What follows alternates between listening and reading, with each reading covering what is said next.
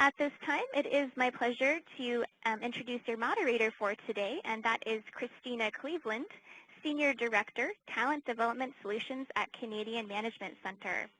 She has experience leading global project teams through complex leadership development implementations and partners with CMC clients to consult through the analysis and development of their leadership strategies. Christina, the floor is yours. Thanks so much, Jess, and hello everyone. Thank you for joining us today for this webinar, Building Commitments to Ensure Success as it relates to Change Management.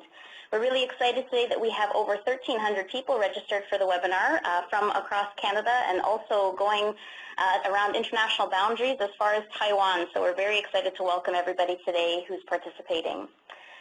For those of you who are returning to Canadian Management Center, then you are familiar with the fact that we do try to run these events at least on a monthly basis or as often as we can to bring topics that are of interest to our clients to you so that you can get up-to-date information on best practices and strategies to help improve your work environment. Now, Canadian Management Center is Canada's premier talent transformation company. We are celebrating our 50th anniversary this year and have been focusing on developing the next generation of leaders, so delivering open enrollment workshops across Canada, as well as programs in a virtual classroom environment through live online training, partnering with our affiliate in New York, which is American Management Association. So for those of you who are familiar with us, welcome back. For those of you, if this is your first time, please do feel free to check out our website at www.cmcoutperform.com to get more information. Now, during today's session, we are welcoming online participation with us through Twitter. So if you do tweet, feel free to tweet along with us today using the hashtag CMCEvents. Each tweet will be entered into a draw, actually, for an upcoming one-day change management workshop. So definitely keep any ideas and best practices in mind, and feel free to tweet along with us, again, using the hashtag CMCEvents. And as Jessica mentioned to you, we will be welcoming any questions from you through the Q&A panel for those of you who are participating in the live event. And we'll also be involving you today in the discussion. So we'll be asking for some input through the chat panel as well, which is on the right-hand side of your screen. So we'll look forward to hearing from you and interacting with you as the session goes on. After the session, for those of you who are participating online, you will receive an email with a link to a recording of the webinar so that you can revisit any of the details that we cover off today, and that will also give you a visual reference to the slides as we go through them. We are going to start off with just sort of answering the topic or the question why we focused on the topic of change management today. Clearly, with attendance of 1,300 participants, this is a hot topic and something that's on the minds of many of our clients. So as we kind of operate within our global workplace, we know that agility and resilience are absolutely necessary to being able to function in today's environment. We've got more frequent and faster organizational change, and the world is changing around us, so we have to obviously adapt to the way that we need to manage and lead through change. Organizations with more empowered workforces often mean more resistance during a change initiative. And really what this is referencing is the fact that top-down approaches to change management generally don't work anymore. We've set up workforces where we've empowered employees, we've asked them for their input, and during a change process, that is even more critical. So changes can be modest and continuous, or they can be significant and rapid. So we're going to explore some of the types of change that you've experienced later on in today's session and talk about different ways and opportunities that you can engage in order to be able to lead through that more effectively and to build commitment. Because ultimately it is people that are impacted most by the change, and it's absolutely people that we need to focus on in terms of managing and leading through the change. And those people can be your employees, but they can also be your customers. So if you're a leader that's participating in the session today, the opportunity for you is to be able to lead through this change while still maintaining positive levels of employee engagement. So I'm thrilled to welcome Jennifer Coles here with us today. We needed to bring you a subject matter expert on the topic, and Jennifer absolutely is that. Jennifer's been a CMC facilitator since 2007. And she has experience in change management, communication and interpersonal skills, management and leadership, as well as customer service. And she herself has actually built her own consulting practice and works with organizations like TELUS, the BC government, Shoppers Drug Mart, to actually work through change initiatives with that organization. So helping to plan and manage organizational change, and also working with leaders on the front line to help them implement those changes. So I'm going to pass the floor over to Jennifer so she can take us through today's session. Wonderful. Thanks so much, Christina. What we know from the research on change is that the number one reason that change initiatives actually fail is due to people issues, which is why it is so incredibly important that leaders use change management processes and practices to help people deal with change. So that being said, let's talk about what we're going to cover off today in this webinar. Today we're going to be talking about the following. We're going to be talking about the need for change, and we're going to talk about the various roles and responsibilities that people can take on in the change process. We're also going to talk about how can you build commitment for change, and how can you shift people's attitudes and behaviors. We're also going to talk about how do you plan and deliver effective communications around change, and we're also going to talk about how do you overcome resistance to change initiatives. So that being said, this is a webinar on change management, so let's talk about how we're defining change management. Change management is all about content, process, and people. And when we talk about content, we're talking about understanding the change and understanding why change needs to occur. When we talk about process, we're talking about all the activities that need to take place in order to achieve the desired results. And when we talk about people, we're talking about all the activities that need to take place in order to get people inspired to adopt the change.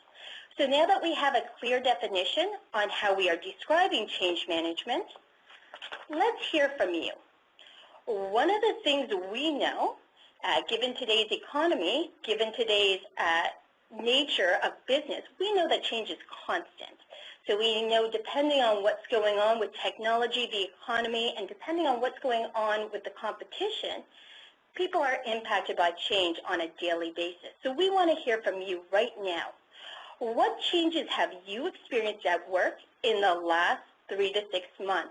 We'd encourage you to enter in the chat feature the changes that you've experienced, and Christina is going to be monitoring the responses. Yeah, absolutely. So we welcome your participation on the right-hand side of the panel. So you'll see that chat window in there. Feel free to submit any of your comments, and we're looking to hear from you in terms of what changes you have experienced at work in the last 3 to 6 months. So again, this is on the chat panel on the right-hand side of your screen, and we've got some responses coming in. So we've had one person indicate merger and acquisition, new leader starting off, layoffs within the organization, so downsizing or restructuring obviously would initiate some definite changes. Potential budget cuts would initiate some changes. Office relocation. And again, we're just looking for your comments on the chat panel on the right-hand side of the screen on what changes you have experienced at work in the last 3 to 6 months. So again, some more relocation, new leader, new software, technology, someone starting a new job, restructuring, changing processes and business units, system changes, coworkers that are being released from the organization, new products, relocation, lots of relocation happening, change in office locations, change in organizational structure, regulatory changes. And then we've got notes coming in too about retirement, so a CEO retiring, employees retiring. So definitely lots of variety in terms of the types of change we're seeing. Absolutely. Okay, great. Okay. So thank you, everyone, for sharing the changes you've experienced. We're going to come back to those changes in a few moments. So we're now talking about managing change. And depending on what your role is, you can take on many different roles in the change process. So let's talk about that now. So there are various different roles in the change process. There can be a change sponsor, and this is usually the individual or group who is responsible for advocating for the change. And then you have the change agent. This is the individual or group who is actually responsible for implementing the change and getting people to adopt the change. Next, you have the change target, and this is the individual or group who must actually change their behavior. Last but not least, we have the change advocate, and this is the individual or group who wants to actually change, but often they don't have the power to actually make the change happen. For the purpose of this webinar today, we're going to be looking at the role of the change agent.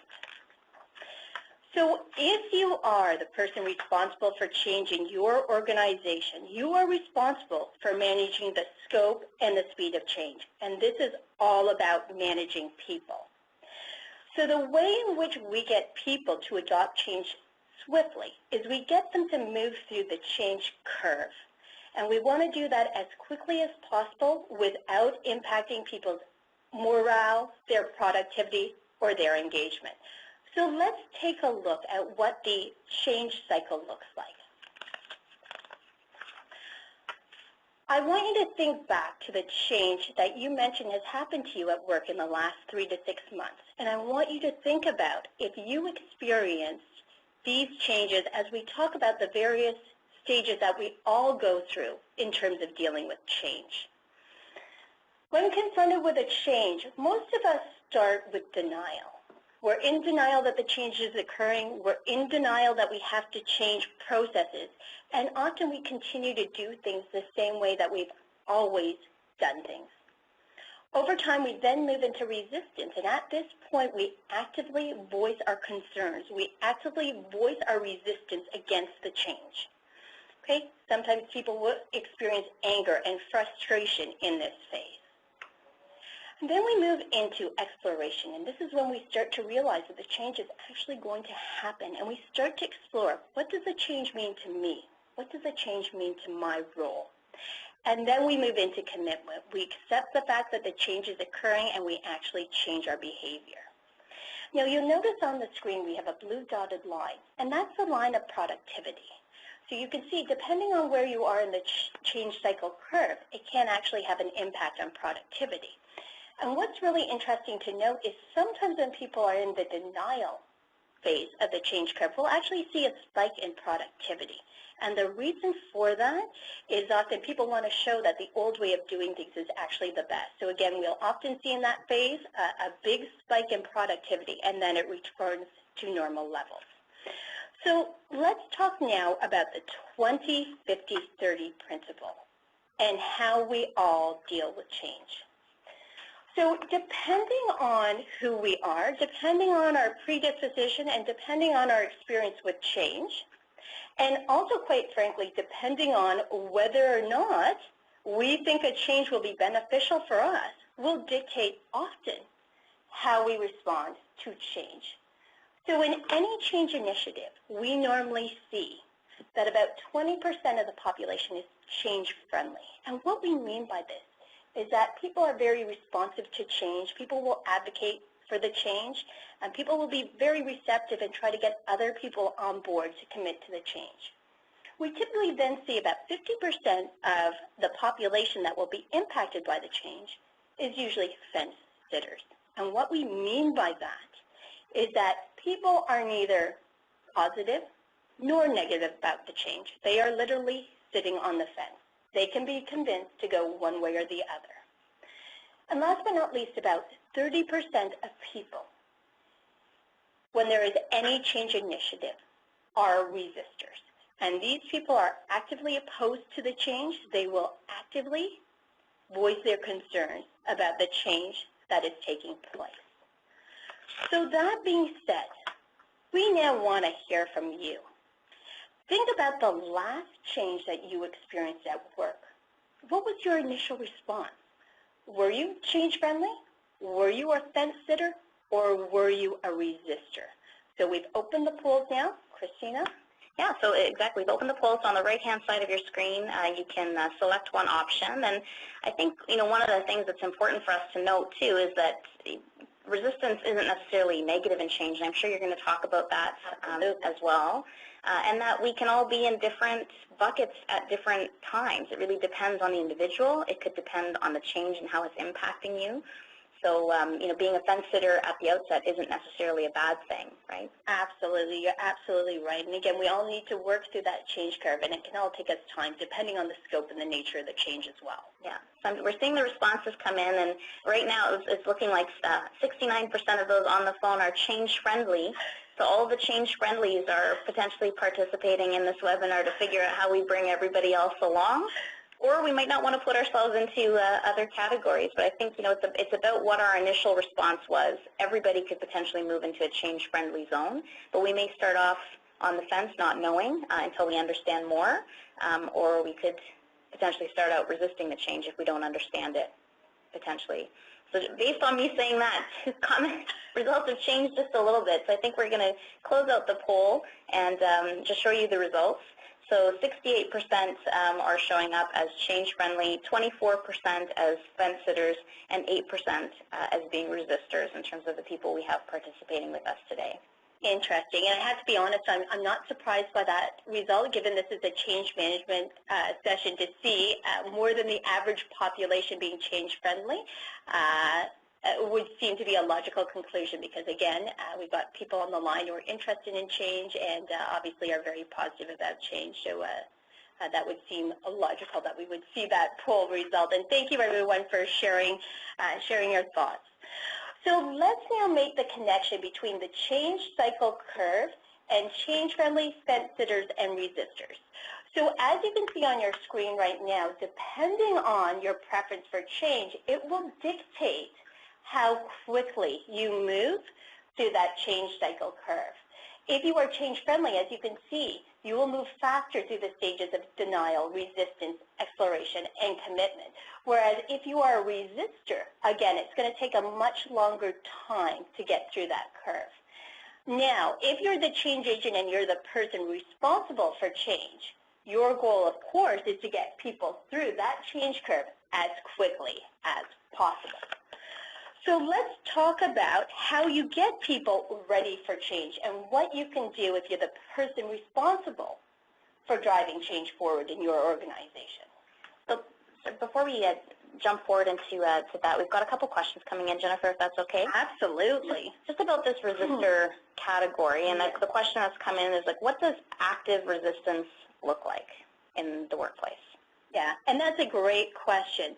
Many of you, I'm sure, have experienced resistors in your workplace. Often it can be people talking about why the change is a bad thing, why they don't want it to happen. They're very vocal about the fact that the old way is the best way. And quite frankly, resistors can often sometimes kibosh the change. For example, if you've got a new technology, sometimes people will absolutely refuse to use it, and sometimes they will continue to use the old technology if it's still available to them. Okay, so it could be just negative talk in the workplace, lack of adoption of a new process or procedure, trying to bring other people along into the mire in terms of the details about why this change won't work. Exactly, getting people on board and to support their position as well. Great, thank you. You're quite welcome. Any other questions at this point? No, I think we're good to kind of keep moving along and helping people understand how exactly we move through the curve. Wonderful. So let's talk about what you can do to get people ready for change. So what you can do is you can really get an appreciation for understanding how others will respond. And you can do that by thinking through, how much resistance will you encounter to this change? What are people's readiness for change? And what do you need to do to build commitment? So often when I'm in charge of leading change in organizations, I'll actually go out and ask the people impacted by the change in interviews or focus groups. How do you feel about the change? What do you know? What are you concerned about? And what information do you need in order to really adopt this change and feel positive about it? Another great way of sort of thinking through how people will be impacted by the change is to complete a stakeholder management plan. And we're going to look at that a little more in depth in a few minutes. So let's talk about some other things you can do to increase change readiness. Well, some of the things you can do is you can really help others to understand the need for change.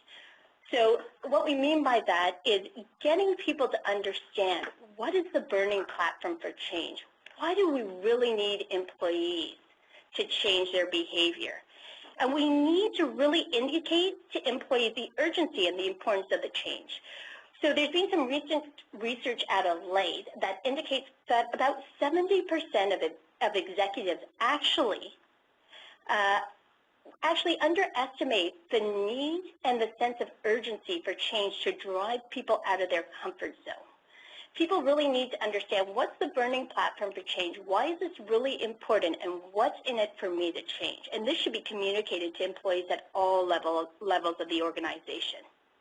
Employees also need to know what the change will be and what the change will not be, and what future behavior will look like. Okay? Change readiness should involve as many people as possible. Again, I'm a big advocate of interviews and focus groups, getting people's opinions and understanding what their concerns are about the change, and also clarifying people's roles and responsibilities in the change process, and what you are expecting from people in the future. So what will the behavior look like, and what are we expecting from people? How are we expecting them to behave when this change is implemented? So let's now look at a stakeholder analysis. Stakeholder analysis is really helpful for getting people to think through who are the individuals and the teams that are potentially impacted by the change, and what impact will the change have on different groups. Also, it's very helpful to understand what is the anticipated response to the change. So how might people respond or react to the change? And it's also very helpful in terms of gaining commitment and getting people to get on board in terms of supporting the change. So I mentioned I'm a big advocate of interviews and focus groups and going out and talking to people about the change.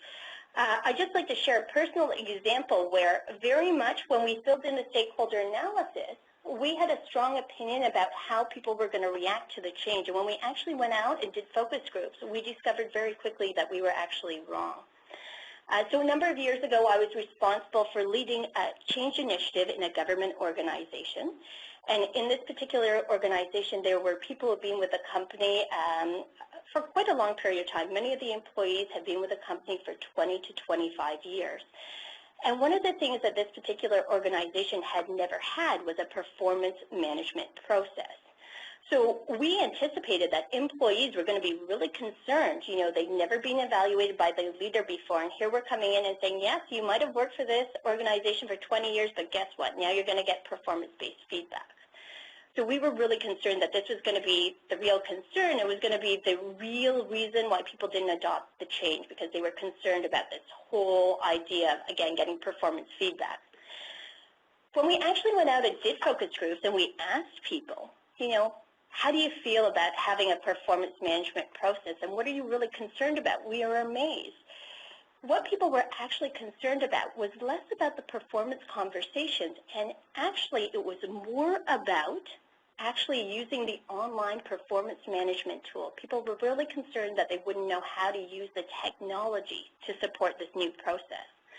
So when we asked in the focus groups what we could do to gain commitment and what we could do to get people really positive about this change, we were very interested and very surprised to hear that the one thing that they really wanted was classroom-based training on how to use this performance management tool, which was, again, very different than what we had anticipated. And quite frankly, it was very different, a very different information. We would have had a very different communication plan had we not gone out and talked to people about how the change impacted them. And I would strongly encourage you, for any of you responsible for change, going out and talking to the people impacted by the change is critical. So can we just comment? There's a lot of great questions and comments coming in from the audience, Jennifer. So one person has just sort of commented, like, where do you categorize or how would you manage people who might accept the change? So maybe they're change friendly, but are personally affected negatively by the change. There's a significant personal impact on that individual. So they're accepting the change, maybe adopting new practices, but they're not really happy at work. And that can be a challenge, can it? So where are they categorized? Or I guess even how do you manage them? You know, and thinking about the fact that you're saying go out and talk to these individuals, but you know, maybe it's that they're accepting the change, but they're personally impacted. You know, how do you get them to share that with you so that you get the kind of feedback that you've gotten through your experience? Absolutely, and I think it boils down to communication, and we're going to talk about that in a few moments. The more you can communicate with people and tell them the what's in it for them and the benefit of the change, the more likely you are to, again, get them to that commitment stage and seeing the positive in the change. Okay, so in some cases, though, resistance, or somebody who may be in a resistor category could be resisting because there's a significant personal impact, but you've got to be able to draw that out of them so that you can hear their feedback, let them know that they were heard, but in some cases it might just be what it is, but in other cases you may have an opportunity to influence or change the way you might be doing something. Exactly, and sometimes simply speaking about the concerns can make people feel better about the change themselves. Like any of us, when we have an issue, sometimes getting it off our chest and talking about it can help us to see again and to feel a little bit more positive when we have a chance to voice our opinions. Okay. And one other participant has sort of asked about whether or not there's an impact in terms of age or generation in terms of how they might adopt to a change. So you're talking about some long-tenured employees in the example that you gave, but how would the generational impact kind of fit into this picture? I think it's a great question. I think it depends, again, on the nature of the change, depending on who we are and our experiences. I don't think we can limit it. Certainly to age, if you will. It again depends on the nature of the change. We might see, depending again on generations and depending on what the nature of the change is, technology, we might see some impact. But again, it's all dependent on the nature of the change and people's experience with change and how they approach it. And again, like we saw from the 20, 30, 50 principle, depending on how you approach change as well, regardless of age, can also impact how you adopt it. Okay, perfect. So really, bottom line is that you have to do the analysis. So it's really not about kind of bucketing people into specific categories, because you could have somebody who you perceive to be change-friendly, but as you discover more information about them, if there's an impact on them, if they've had a bad experience with change in the past, if they don't understand the context for it, you really got to dig deep and find out what it is that you're dealing with through the stakeholder analysis in order to identify how you're going to move forward. That's exactly right. All good questions. Are there any other questions that we should? I think there's more coming in, but I know you have a lot of great information to share, so I'd say keep the questions coming, and then as we get those opportunities, we will definitely put them forward to you. And I do think we're going to open the lines now to be able to get some feedback from the group. Absolutely, we are. So getting people through the change curve requires communication. You should be communicating about the change. So we have a question for you now up on our poll, and our question is, how many times do you need to deliver a change message before behaviors change? So essentially what we're asking in that question is, how many times do you think you have to communicate to employees about the change before they are actually willing to change their behavior? So is that A, 5 times? Is that B, 7 times? Is that C, 13 times? Is that D, 17 times? Or is that E, 22 times? We'd love to hear from you now. Perfect. So we've got some responses coming in. For those of you who aren't sure where you should be looking, it's on the right-hand side of your screen. We've got this poll open. So responses are coming in. Majority of responses right now look to be that the answer is B, 7 times. But we'll leave it open for another 20 to 30 seconds just to make sure that we've got everybody participating and providing us with their feedback. But I think in the example that you provided too, the stakeholder analysis then influenced how you planned to communicate about the change. So not only do we need to plan how we're going to communicate it, we also need to think about how we need to reinforce our key messages. So I think, Jess, we're okay to close out the poll at this point. And it looks again, so majority of our audience, 38% voted B, 7 times, 24% of our audience voted C, 13 times. And what was the correct answer? Interesting. So the correct answer is actually 22 times. So 11% of our audience had that correct. So this is actually quite a common result. Many people think that just a few communications will change behavior, but based on the research on change management, you're actually better to over-communicate. And it seems that 22 is the magic number to really get people to change their behavior. So we're now going to spend some time talking about how do you communicate about a change. So when you're communicating about a change, there are a number of things that you really need to include in your communication. You need to share the change vision with people. People need to be aware of what does their behavior need to look like when the change is actually implemented. Because a lot of the times we'll say, this change is coming, but we don't make it clear for employees. What are we expecting from you? How will you behave when the change actually happens? Because if people can see what you're expecting, they're again more likely to change their behavior when they understand what the change is. You need to build understanding. This all comes back to our points from earlier on in this webinar about what is the need for change? Why is it so important for the organization? And what's in it for the individual? And what is in it for the organization to actually have this change occur? Communication should also clarify personal meaning. Let's face reality, change can be hard for people. You need to clarify for each group, what does the change mean for you, which means you will communicate differently to different groups depending on how they're impacted by the change. And last but not least, you need to build commitment. We often see you build commitment again through communicating. This can be focus groups or this can be through different mediums. So when you are communicating with people, you need to really think about what do you want the audience to know? Okay? What do you want them to believe? What do you want the audience to do? And how do you want the audience to feel about the change? A lot of the time we talk about in change communications just about the process, but we don't address the people side. How do you want people to feel? When we can acknowledge people's feelings and the impact of change, you're far more likely to get them again to buy in when you acknowledge the fact that people's feelings will be impacted by the change. We have one participant commenting that, if we need to communicate something 22 times before our behavior is changed, have we potentially framed the message correctly? So I think what you're talking about is focusing on message outcomes to make sure we're reinforcing the message that we're trying to get across.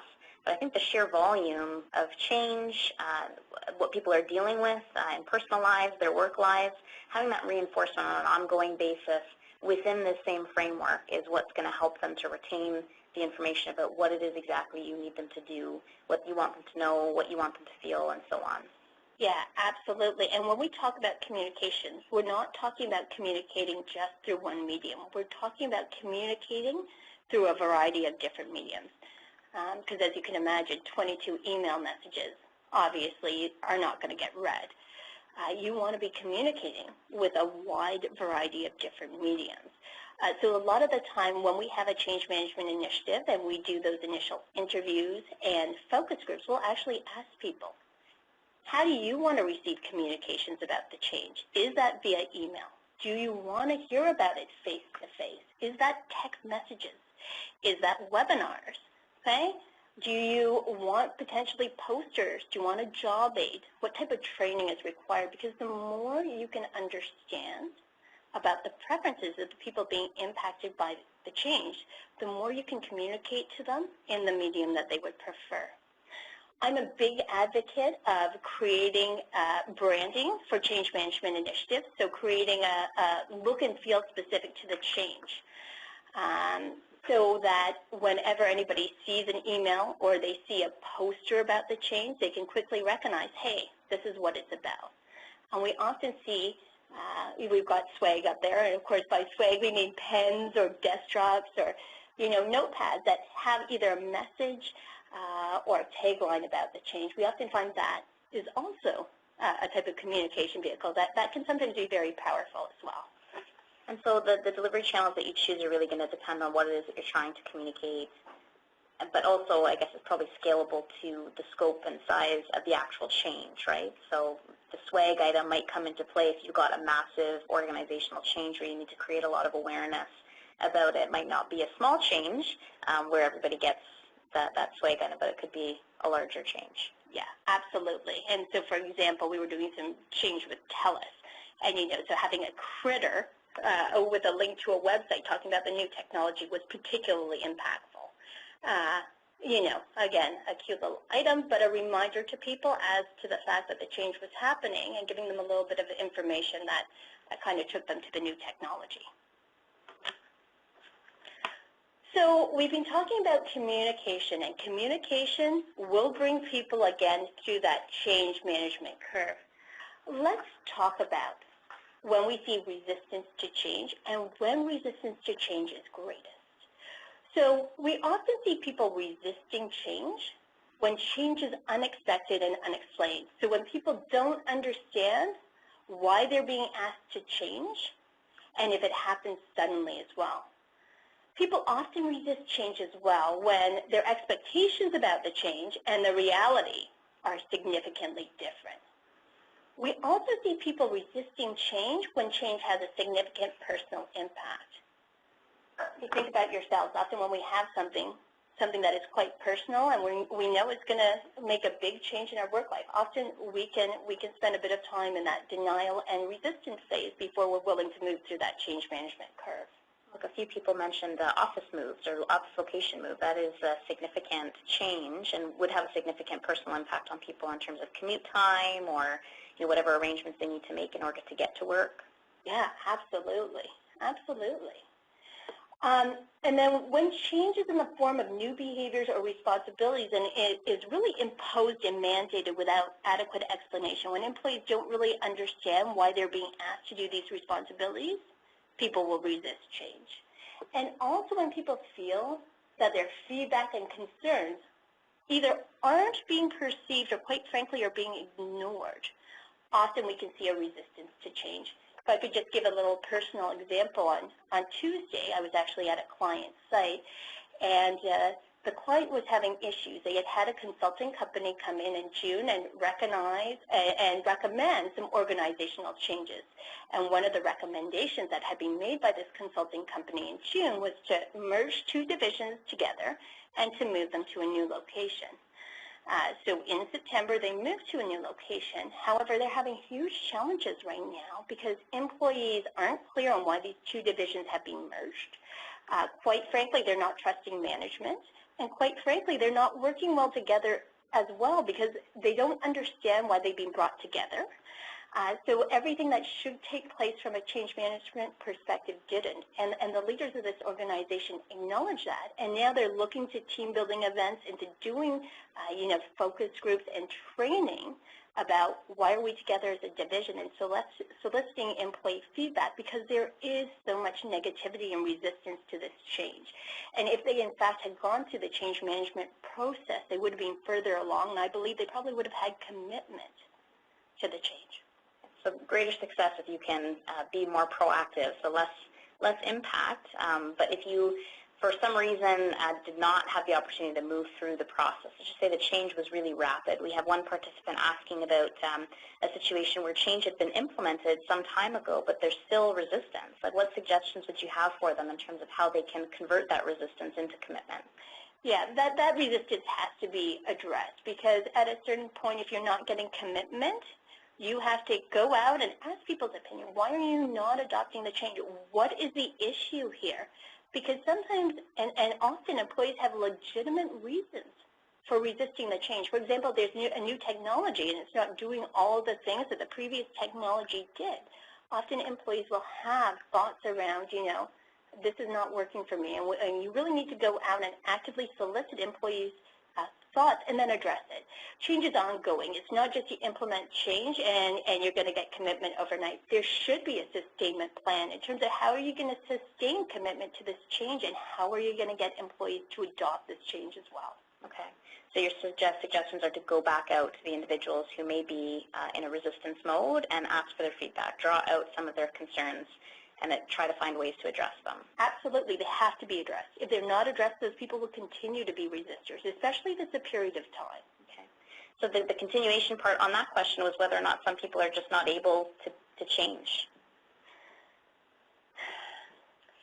So that's absolutely an interesting question. And I think the reality is we all have to change. We live in a society where technology is changing, the economy is changing, and competitors are often swift in terms of how they bring product to market. I think we all have to be open to change. Again, we all go through that change curve. but I think there comes a point where you do have to be willing to change or think about, what are the consequences of perhaps going against the change as well. Yeah, well, and participants are commenting to that question as well, other participants, just about the fact that sometimes people aren't actually resisting the change, but they're resisting how it's being managed or the process around it and not really understanding the context for it, right, or the rationale. Yeah, and I think that dovetails nicely into our comments around you got to communicate. In fact, it's far better to over-communicate than it is to under-communicate, because people do resist when they don't understand what's the impact of change and why are we doing this. So resistance still seems to be a hot topic. There's more questions coming in. The topic of stress is coming up in terms of what happens to people's stress levels during periods of change, and what suggestions do you have for how you can get in front of that and be able to proactively manage the stress levels of employees? Yeah, absolutely. The reality is change is stressful. Anytime we go through a change, regardless of what the change is, it's stressful. We have to change behavior. We have to do things differently. It means that we're actively thinking about it. So stress is absolutely a component of change. Again, the whole idea behind change management processes is you're trying to minimize that stress on the employee. And organizations who do change really well will often roll out change initiatives over 6 months. I've seen some organizations roll out change initiatives for as long as 2 years. That will help to minimize stress when people have a long period of time to go through that change management curve. Certainly the reality is sometimes that's just not the case. Sometimes you don't have a lot of time. I think, again, from a stress perspective, people have to be aware change is hard. They have to communicate to their employees, and they have to acknowledge the fact that change does have an impact on how employees feel and behave. And I think we should see at the management level that managers and leaders should be checking in with employees to see how they're feeling, how is morale, how is engagement as we go through this change, so that they're also assessing, are employees getting stressed, and what do we have to do to mitigate some of their concerns. And so when you had talked about managing resistance and drawing input in from employees and getting their perspective, one participant is asking, is there a danger of asking for that kind of input because it might derail the process? Either it takes too long or the feedback that you get may be in opposition to the direction that you were trying to move in. Yeah. Absolutely. So I would say in focus groups and interviews, you want to be clear on what your questions are. Don't ask for feedback on things that you know aren't going to change, because the participant is absolutely right. If you're asking a question, you're asking people for input into a change, and you absolutely know that the employee's feedback is going to have no input because that's something that has already been decided. Don't ask the question, because if you ask for feedback on something and then you're not willing to consider employee feedback, you now have demotivated employees, and it goes right against the whole idea and philosophy of change management. Okay. So someone's also asking about change fatigue. So if you have so much change going on in your organization, it could be small change, large change, but it's like constant, nonstop, and just showing no signs of letting up. How do you manage change fatigue? Yeah, and I think that is a common occurrence here in North America. I think we're seeing a lot of organizations who are dealing with a lot of change. I think, again, how we deal with change is actually left up to an individual level. I think organizations have a responsibility to help employees go through the change, and certainly we as individuals have to be careful also of managing our own stress levels. But I think for many people, it's interesting. Here in Canada, we're hearing a lot about, burnout levels and whatnot, and a lot of that can be too, people are going through a lot of change, and we are seeing a lot of that. Certainly organizations have a role in terms of helping people to understand what needs to change and why. And I think at the individual level, though, we have to be conscious of our own stress levels and what we can do to manage stress and change ourselves as well when we're in an organization or a situation where we are going through a lot of change. Well, because the Q&A panel is so hot right now, Jen, I think we should just stay on there and encourage everybody to continue to submit their questions, and then we'll come back to recapping the role of leader, if that's okay. Absolutely. That sounds great. So one participant is giving us an indication that they're implementing a new performance management system. The policy piece will be communicated in November, and the technology training will be done in February. So when should they be doing their stakeholder analysis? Okay, so can you remind me again? Sorry, could you repeat that? Yes. So they're implementing a new performance management process. The policy piece will be communicated in November, okay, and technology training will be done in February. So when should that stakeholder analysis be done? Now. And the reason for that is, again, the sooner you can ask people's opinion on the change and solicit feedback, the sooner you can get to that communication piece that this change is coming. Okay, great. So I'm just going to draw everyone's attention to the Q&A panel that is on the right-hand side, but based on the questions that are coming in, I think you've already found it, so that's wonderful. One question coming in was, is there a bigger impact if the change is small versus large? I think it all depends on how it impacts change at the individual level. So regardless of whether or not it's a small or a large change, if people's roles and their behavior are being impacted, you have to consider the change management curve. And again, get people's input, again, help them to understand the change. Because again, when people have an input and when people understand why change needs to occur, regardless of whether or not it's a big or a small change, they'll feel better about the change when they're well informed. And so people coming back to asking about the communication channels that you referred to, and whether or not one communication channel works better over another. So here's the thing I would say. Again, every organization is different, and employees are different. Depending on what organization you work in, the communication preferences will be different. So a lot of the time we can find in healthcare, if we have people in the field, voicemail tends to be a preferred, whereas in many corporate environments, emails can be great, and town halls. I would say to you, there's no right answer on that. You need to go out and ask your people. Again, a lot of the time people try to guess and they say, okay, you know, it's going to be email, it's going to be town hall. I would say ask your people, because by doing focus groups and asking people about the change, you're also helping them through that change management curve, because you're making them aware of the change and you're actively soliciting their opinion. So we've got a participant asking a question that I think just sort of captures the reality of change today, but how do you handle a situation when you're implementing a rapid change, but not all of the factors about the change are known yet? So the example is a rapid technological change where the system is actually still being developed, but you know that you've got to get people on board. Absolutely, and that can be tough, right, because you don't know what the final product will look like. I would say, regardless, it's still important to change. You saw that stat 22 times seems to be the magic number. Get people involved, get them aware. You might not be able to tell them everything, but you'll at least be able to give them a heads up that, hey, this is coming, and it's going to impact you. And so then there's people who are looking at situations where there may be in cleanup mode. So potentially a change has been initiated, maybe not effectively managed. Sounds like a situation like you're currently experiencing too. And there's a lack of trust with leadership because the change was poorly handled before. So what suggestions do you have for individuals now on how they need to come in and potentially clean up and get people on board to build commitment? I think you've got to address the issue. You've got to address the fact that there is a challenge, and that can often be done either through, you know, an all-day meeting. We often see people who've gone through a change and they're still in that resistance phase. It's often good to address it. Let's talk about what's going on here. Let's talk about how we can work together. Let's talk about how we need to communicate.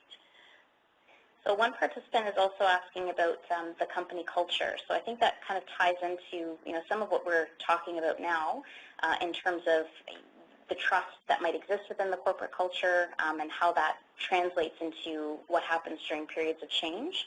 And somebody is asking for us to come back to the change principle, the 20-50-30, and whether or not the way we approach change or the ratio that might exist here could vary depending on the culture.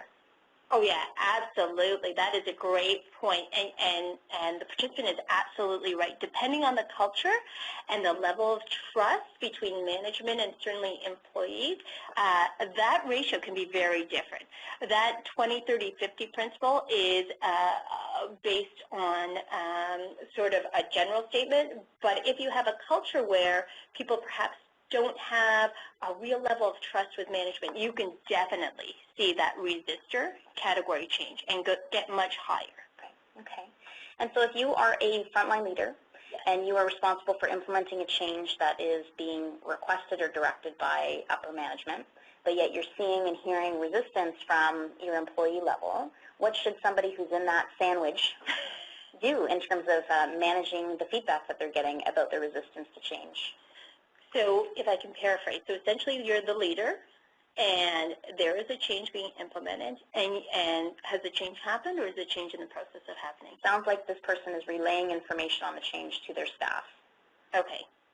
So is the person positive about the change? It doesn't necessarily indicate positivity or negativity, but they're indicating that they're the middle person. So they're responsible for relaying information on the change to their staff from upper management, and the change, they know the change will be resisted or is being resisted. Okay, so here's what I would recommend. Get clear on what's the benefit. What's the benefit of the change, and what's in it for the employees to change? Quite frankly, I would also ask them, why are you resisting the change? What are your concerns? Because often we assume we know what people's concerns are. We can hear the rumbling. We know that it's not being accepted. You need to have those conversations, because if you have those conversations, you're going to find out quickly what are the concerns, and then you can address that. And if they know the change is going to be resisted, how do they share that information upwards, I think, is what they're trying to get to the crux of. Yeah, absolutely. You have to have the courage to hear from your people. What are the concerns? What are the change? And communicate that upwards. Sometimes information doesn't get up to leadership. And sometimes, quite frankly, we need leaders to step up and explain to the organization why the change is so critically important. Because, again, I come back to that stat on the urgency for change. Most leaders underestimate the urgency and the real amount of communication you need to drive people from their comfort zone. So have the courage, talk to your leaders, let them know, hey, there's some issues here. Maybe it's town halls, maybe it's a voicemail from the CEO or leaders of the company letting the organization know why it's so critical that this change occurs. Well, and it looks like our audience is on board with you. There are other people commenting, too, that the person in the middle needs to have the courage to let leadership know. So we definitely have some supporters. If you ever ask that question, you've got some ralliers behind you so that you can ask get the feedback from those who are resisting the change or might be resisting the change and filter that information upwards in order to see some success. Absolutely. So, Jen, maybe we can take it to kind of recapping the role of a leader in the change process. Again, we've got really great questions coming in, but it all comes back to what you've been talking about, that it's the role of a leader to build commitment to ensure success of the change. So maybe you can take us through, again, just a recap of what the key competencies are and what we need to be doing. Absolutely. I would be delighted to do that. So if you are responsible for leading the change, here's what you need to do. You have to help others understand what's the need for change, why is it important, what's in it for them, what's in it for the organization. Communicate clearly, okay? And communicate frequently.